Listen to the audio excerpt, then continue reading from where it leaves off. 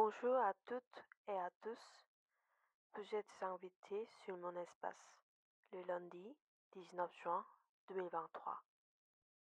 Il y a 4 zones ici, A, B, C et D. Vous visiterez ces zones avec moi et verrez mon travail de diplôme. La zone A, c'est mon laboratoire. Il y a toutes les démarches de mes travaux.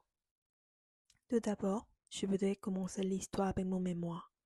Le sujet de mon mémoire est divisé en 2 parties. Le premier est la vie d'un étranger et le deuxième est l'utopie.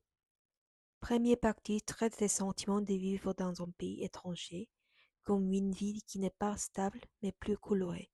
Les sentiments de n'être ni coréenne ni française, la vie en mouvement, le sentiment d'être sans maison.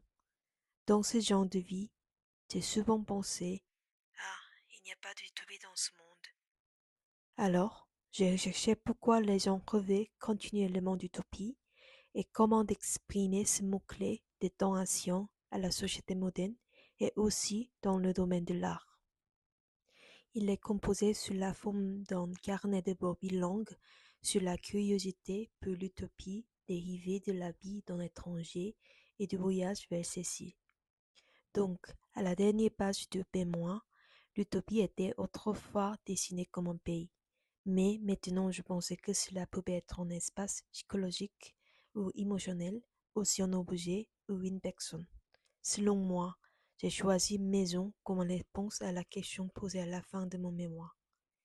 Une maison pour quelqu'un pourrait signifier une propriété, mais je pensais que c'était un espace conceptuel avec une perspective plus psychologique et émotionnelle.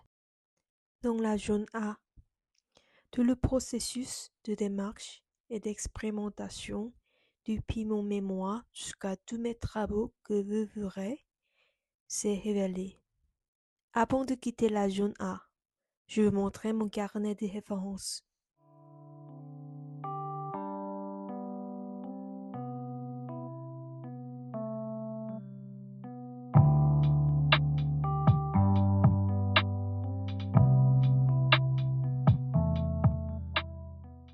On va se diriger vers la zone B.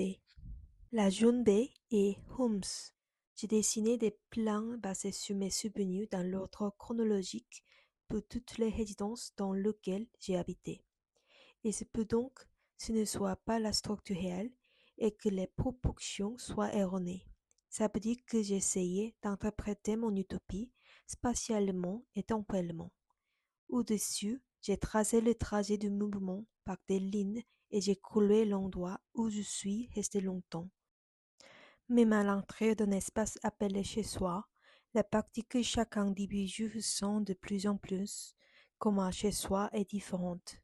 J'ai trouvé les différentes lignes dans ce petit espace intérieur intéressantes parce que ça me rappelle la vie de l'étranger. Cela étant, j'ai dessiné toutes les lignes de trajet dans la maison entre villes et entre pays dans un papier à grand format. On continue dans la salle à côté pour la zone C. La zone C, c'est un living unit et divisé par 3 parties. Zone C1, C2, C3. Je lisais des articles sur Yuna Friedman qui s'intitule Paper Architect. J'ai été fasciné par le mot living unit qu'il a mentionné. Toute personne au hasard peut faire de l'architecture. L'architecture peut être un living unit, une boîte, un petit meuble. Je pensais que cela pouvait être une unité de vie ou une unité de vivant aussi. La Corée et la France utilisent des unités différentes pour mesurer de la taille d'un appartement. La France utilise mètre carré et la Corée utilise pion.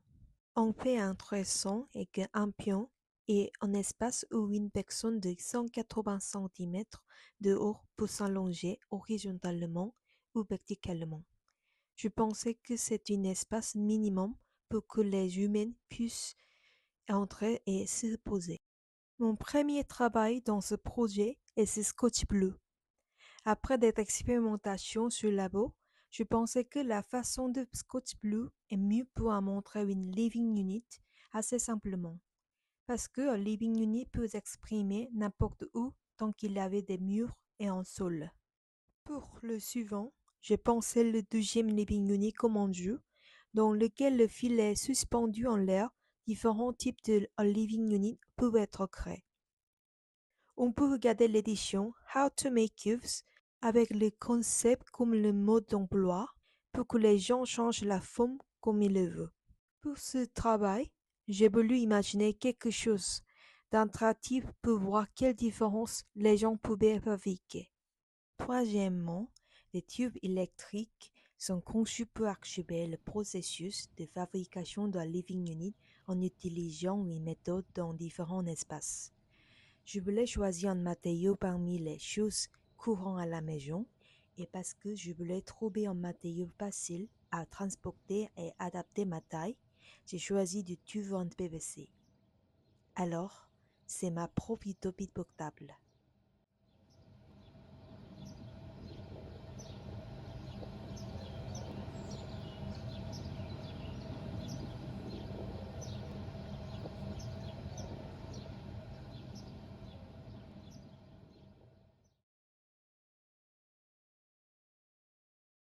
Si vous voulez voir les différentes vidéos, vous devez tourner autour du socle.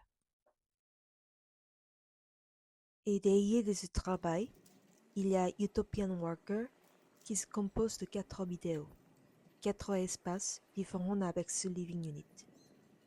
Les 2 premiers living units, je ne pouvais pas les bouger. Alors comme dans ma vie, j'ai bougé mon living unit dans différents espaces.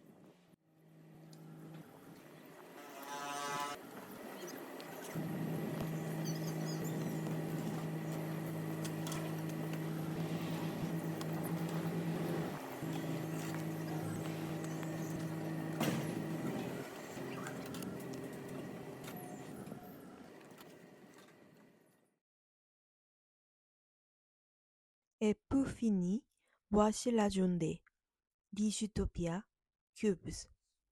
Dans la zone B, tout d'abord, je voudrais montrer une édition. C'est une édition qui contient tous les cubes qu'il est possible de faire avec un minimum de 3 lignes et un maximum de 11 lignes. Quand je travaillais sur Living Unit, je me suis intéressée à la forme d'un cube. Généralement, les gens pensent qu'un cube est hexade. Mais en fait, je me suis rendu compte que les gens peuvent imaginer un cube même s'il n'y a que de quelques lignes. Il y a 120 cubes ici. Cependant, aucun d'entre eux n'a exactement la même structure. Les formes des cubes ont été produites en se référant à la édition que j'ai mentionnée plus tôt. Bon nombre de ces cubes sont vus sous des angles différents selon l'endroit où se trouve le spectateur. Au début de mon travail, j'espérais l'utopie et la poursuivre, mais à la fin, je suis arrivé à la conclusion qu'il n'y a pas de utopie ou de dystopie objective, mais qu'elle est basée sur un point de vue humain.